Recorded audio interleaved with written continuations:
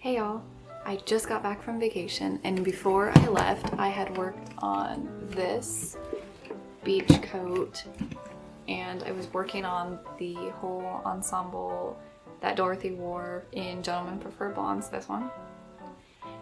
So I got done with the beach coat before going on vacation and now I'm back and I'm ready to work on the top portion. And in the little portion, in the top,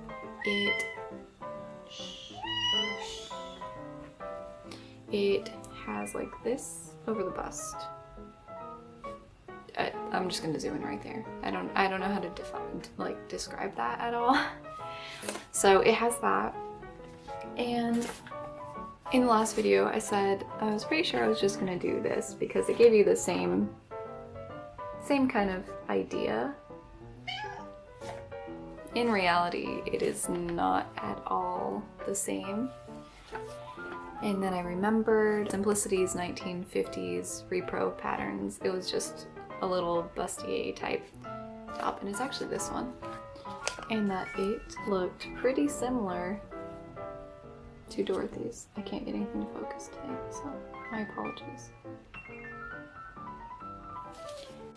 Anyways, did already unpack all my suitcases, so I was responsible about that before starting a new project.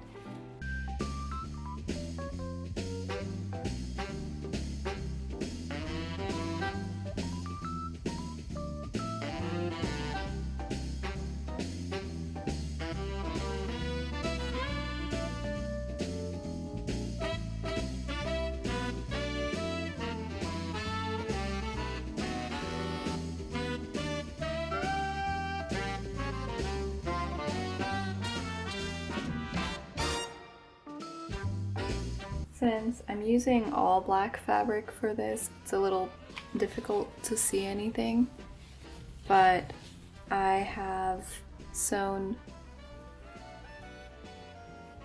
the side dart and then the bottom dart,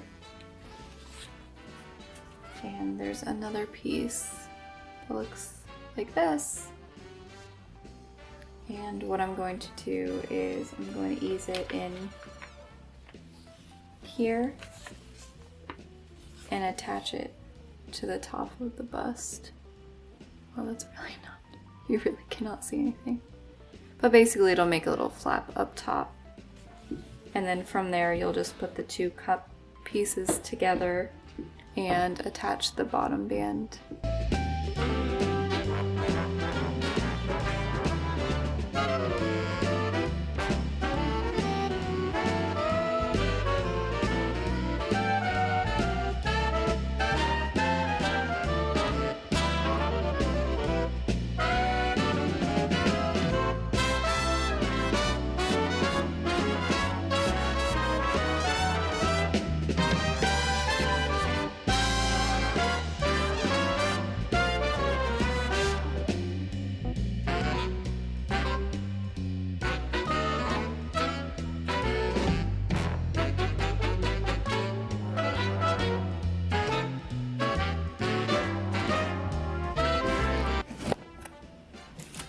Alright, so we're done with the top with the exception of the straps and then adding the buttons to the back.